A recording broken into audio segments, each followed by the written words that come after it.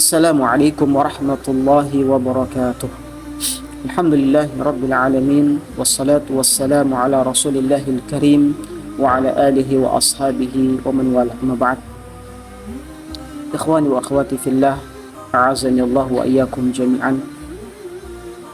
Insyaallah di kesempatan video kali ini kita akan membahas sebuah materi yang sangat penting dalam kehidupan kita sehari-hari. Materi ini bertema menata batin ketika sedih. Pasti di antara kita pernah merasakan yang namanya sedih. Karena para rasul, para nabi dan rasul pun pernah merasakan sedih. Dan Rasulullah Sallallahu Alaihi Wasallam pun sedih karena musuh-musuhnya dari paman-pamannya sendiri. Dan puncaknya kesedihan Nabi Sallallahu Alaihi Wasallam disebutkan dalam sejarah dengan Amul Huzn, ketika wafatnya paman beliau dan istri beliau, Ibunda Khadijah radhiyallahu anha. Mereka yang selalu mensupport beliau, yang selalu membela Nabi Sallallahu Alaihi Wasallam di dalam dakwah Nabi. Nabi merasa sedih. Apalagi kita sebagai manusia biasa, sedih itu akan kita alami. Kenapa kita merasa sedih? Ya karena kita manusia. Kita bukan kayu, kita bukan batu. Kita bersedih karena kita punya hati yang mampu merasakan. Dan itu adalah hal yang paling indah, sekaligus hal yang paling menyakitkan. Kesedihan itu hadir agar kita sadar betapa berartinya kebahagiaan. Sebagaimana malam yang gelap membuat kita lebih menghargai sinar pagi yang terang. Nah, teman-teman semuanya, dalam mengatasi sedih ini ada dua obat yang bisa kita gunakan. Obat yang bisa kita pegang dan yang tidak bisa kita pegang, yang hissi dan ma'nawi. Obat yang bisa kita pegang sebagaimana disebut oleh Nabi Sallallahu Alaihi Wasallam dalam hadis yang sahih riwayat Imam Muslim, at-talbinatu mujimmatun li fuadi tudhibu li ba'dil huzn. Talbinah, tepung gandum, itu bisa menenangkan dan bisa menghilangkan sebagian rasa sedih kita. Ini yang bisa kita pegang, yang bisa kita konsumsi. Dan ada juga obat yang tidak bisa kita pegang. Dan di video kali ini akan kita bahas lebih jauh. Teman-teman semuanya, rasa sedih itu jika berlebih, jika terlalu dalam, dan kita terfokuskan pada rasa sedih sehingga membuat kita malas, membuat kita mengabaikan hal-hal lainnya, maka kita bisa menjadi temannya syaitan. Sebagaimana disebut oleh Al-Imam Ibn Al-Qayyim rahimahullahu ta'ala, la syai'a ahabbu ila syaitani min huznil mu'min. Tidak ada sesuatu yang lebih disenangi oleh syaitan melebihi kesedihan seorang mukmin. Makanya terkadang dalam bab ruqyah, salah satu sebab orang itu terkena gangguan non medis melalui jalur kesedihan. Nah, teman-teman semuanya, sedih yang berlebih ini jika kita tidak bisa mengobatinya, tidak bisa mengatasinya selain berdampak kepada psikologis kita, berdampak kepada pasangan kita, berdampak kepada anak-anak kita, bahkan terparahnya bisa berdampak kepada fisik kita. Kita bisa mentadabburi salah satu contoh yang Allah sebutkan dalam Al-Quran, kisah Nabi Ya'qub. Kita tadabburi ayat ini, bukan kita berdalil, melainkan kita mentadabburi sebagaimana Allah abadikan dalam surah Yusuf ayat ke-84. Wabyaddat aynahu minal huzni fahuwa kadhim. Dan kedua mata Nabi Ya'qub menjadi putih. Putih karena buta disebabkan katarak, karena kesedihan. Dan dia adalah seorang yang menahan amarahnya terhadap anak-anaknya. Disebutkan oleh para ulama, salah satu sebabnya adalah sedih yang mendalam yang menyebabkan mata Nabi Ya'qub alaihissalam menjadi buta. Ini ujian dari Allah Subhanahu wa ta'ala para nabi dan rasul. Nah, syahidnya adalah sedih yang berlebih, sedih yang terlalu dalam, yang kita terfokuskan dengan sedih itu bisa berdampak kepada fisik. Contoh yang lain, wabil mithal yang tadi al-maqal, dengan memberikan contoh Anda mudah memahami apa yang kami sampaikan. Maksud dari kami sampaikan itu mudah dipahami oleh Anda. Kami dapati konsultasi seorang wanita usia 35 tahun. Keluhannya susah tidur dan merasa ada bisikan di telinga beliau. Kami kemudian bertemu dengan sang ibu ini. Lalu kami lakukan anamnesa, analisa, dan menegakkan diagnosa. Awalnya sang ibu dan keluarganya menganggap bisikan-bisikan itu merupakan kiriman sihir, gangguan non-medis murni. Awalnya mereka merasa demikian. Ketika kami melakukan anamnesa, analisa, dan diagnosa, ternyata sang ibu ini menyimpan sedih yang dalam. Sedih karena apa? Sedih merasa mengurus anak seorang diri, padahal ada suaminya. Maka penting bagi kita sang suami, jangan sampai kita membuat sedih berlebih kepada pasangan kita yang berdampak kepada fisiknya. Akhirnya mereka merasa bahwa gangguan selama ini adalah gangguan-gangguan non-medis, bahkan mencurigai itu adalah sihir, dapat terbantahkan. Setelah kami lakukan wawancara lebih lanjut, sang ibu ini pun mengakuinya, merasa sedih karena mengurus anak seorang diri. Ikhwani wa akhwati fillah, a'azani Allah wa iyyakum jami'an. Itulah salah satu contoh yang ada di lapangan, yang ada di sekitar kita, dan boleh jadi kita merasakan hal yang sama.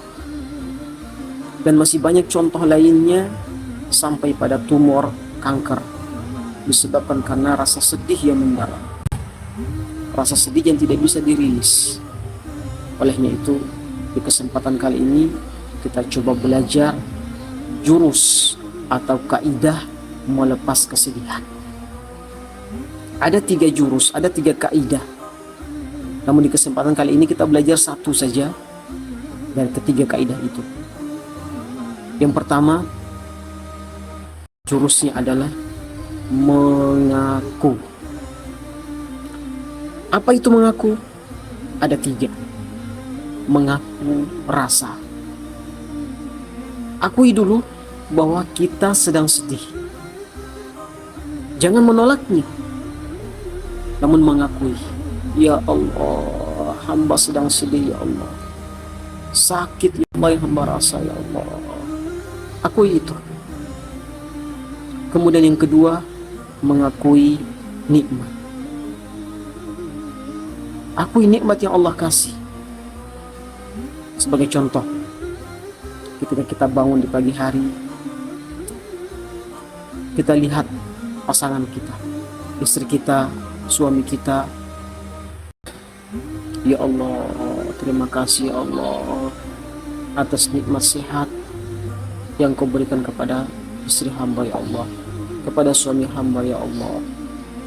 Nikmat napas yang kita rasakan saat ini, ya Allah, terima kasih ya Allah, Engkau masih memberikan umur yang panjang ya Allah, tubuh yang sehat ya Allah, sehingga hamba bisa buat ibadah kepadamu ya Allah. Coba kita nikmati itu, kita mengakui nikmat itu. Pertama, kita mengakui rasa kita sedang sakit. Betul, kita merasakan sedih, perih kesedihan yang kita rasakan itu. Namun kita jangan lupa, ada nikmat Allah yang lebih besar daripada kesedihan itu. Sekalipun kesedihan itu kita tidak sukai, tapi ingat, Allah sebutkan dalam Al-Quran, wa asa an takrahu syai'an wa huwa khairun lakum. Boleh jadi apa yang tidak kita sukai, rasa sedih yang begitu menyayat hati kita, boleh jadi itu adalah surat cinta dari Allah Subhanahu wa ta'ala. Boleh jadi baik bagi kita, ada rahasia yang Allah simpan untuk kita. Maka selain kita mengakui rasa sedih tadi, kita juga mengakui nikmat yang Allah kasih kepada kita. Yang ketiga teman-teman, yaitu mengakui dosa. Kebanyakan kita lupa, kita sedih, lalu kita fokus merasa yang paling terzalimi, merasa yang paling tersakiti sejagat raya. Padahal boleh jadi sedih yang Allah timpakan kepada kita adalah dosa-dosa kita. Boleh jadi kita pernah membuat orang lain tersedih, orang lain bersedih. Boleh jadi kita pernah membuat orang lain terlukai, tersakiti, terzalimi oleh ulah kita, lisan kita, tindakan kita, sikap kita. Namun kita lupa itu. Maka coba mengakui, ya Allah, hamba salah ya Allah. Ya Allah, hamba berbuat salah kepadamu ya Allah. Ini dosa yang hamba lakukan ya Allah. Akui itu. Kita cari apa sebab, kita cari dalam pengakuan-pengakuan itu. Nah, ada syair yang sangat indah ini. Judulnya, Apakah Allah Mencintai? Penting. Rasa sakit, sedih yang kita rasa, apakah itu surat cinta dari Allah untuk kita? Mari kita coba dengarkan sama-sama syair ini. Pertanyaan yang merayuku untuk introspeksi. Kemudian ku coba membaca lembaran-lembaran Al-Quran. Ku dapati ternyata Allah mencintai orang-orang yang sabar. Lalu aku melihat diriku, betapa sedikit kesabaranku. Sepertinya ayat ini bukan untukku. Lalu aku buka lagi lembaran lainnya, dan aku dapati ayat Allah mencintai orang-orang yang berjihad. Kulihat diriku, betapa lemahnya aku. Jangankan berjihad melawan musuh-musuh Allah, bahkan melawan nafsuku saja masih kurang kesungguhan dalam mentaati Allah.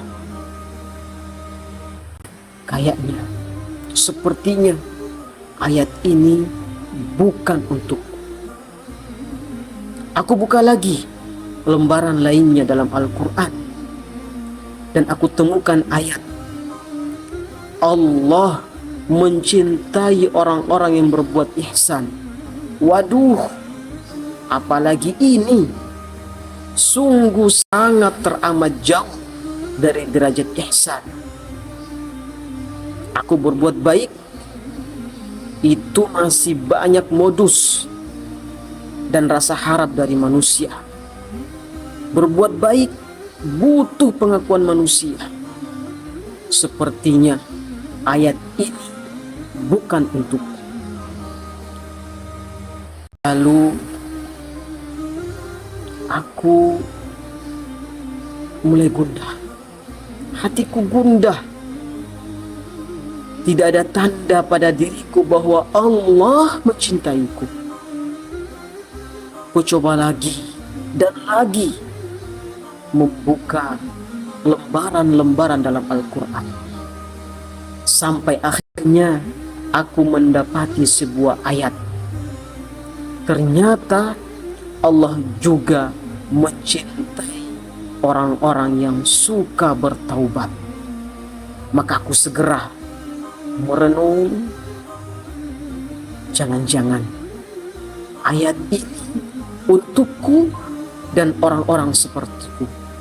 Maka segala lisanku berucap astaghfirullah wa atubu ilaih, astaghfirullah wa atubu ilaih, astaghfirullah wa atubu ilaih. Teman-teman semuanya, inilah jurus pertama dari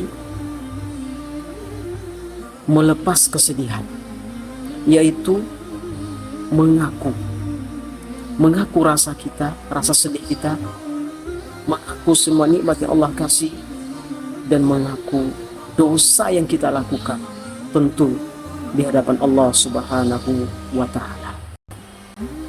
Praktekkan ini dan rasakan apa dampak dari jurus ini. Semoga video yang singkat ini bermanfaat untuk diri kami pribadi dan bagi Anda yang menonton. Barakallahu fikum. Assalamualaikum warahmatullahi wabarakatuh.